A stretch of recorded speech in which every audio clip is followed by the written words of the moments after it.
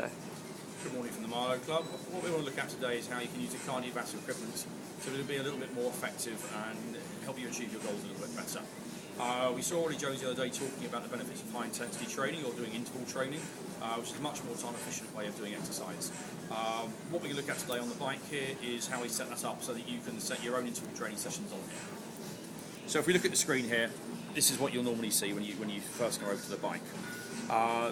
In order to do the interval programs, what you want to start off with is hit all exercise programs. From here, we're going to come down to here and select preset profiles, and then we'll see we've got 6 preset profiles on here. Now you can choose any one of these, it doesn't really matter which one you use, but for example today we're going to go with number 5.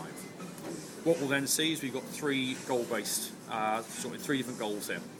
What we're going to look at today is a time-based goal. So initially what we're going to do, for the purposes of today, we're going to put in 10 minutes on here, and then hit enter, and then we select the level. Now the level is a little bit more difficult to get straight away. You might do a couple of sessions on here before you get the right level sorted out. If you go too hard, you won't be able to complete the program. If you go too easy, then you won't get an effective workout. But for today, we can select level 5, hit enter, then select your age, enter, select your weight, and enter. Okay, what we're going to do now, you hit start, and the profiles will come up. So this is what you can see here on a 10-minute program. We're just going to get rid of the TV quickly so we don't get put off by it. So we hit TV, turn the TV off, move those functions to one side, and now what we got here is a nice screen showing us what we're doing. So as you probably may have seen before at the top here, on a 10-minute program, each interval here, each section will be 50 seconds long. Obviously if you do a longer program, that will be longer. What we can see here is that we're starting off at a power output of 87 watts. What you can also see on here is the effort level you're working on, your RPM, obviously your power outputs, and the amount of time you've got left in your goal. What you can see here now is after 50 seconds, the program's going to change. Now initially on this program today it's not going to, but it will be when we get to the third 50 seconds. So you can see we're staying at 87 watts at the moment, and then we're going to do 50 seconds on here, and then you'll see that that will change.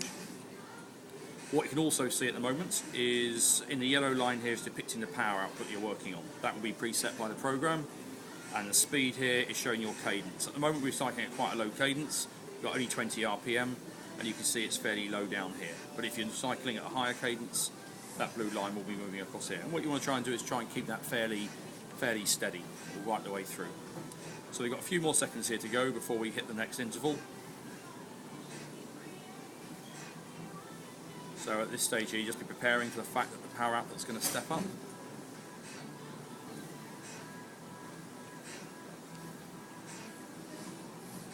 And you can see here, we're going up to 133 watts here for the next 50 seconds, and you can see that showing there as well. Now you can do this on any of the cardiovascular equipment in the gym. The only difference being with potentially the treadmill, you wouldn't only be changing your speed, you'd also be changing the gradients as well. If you want to get some more advice from the gym team about how to do this, then let us know. Okay, I hope that's been of some use today, and we'll look forward to seeing you in the gym soon.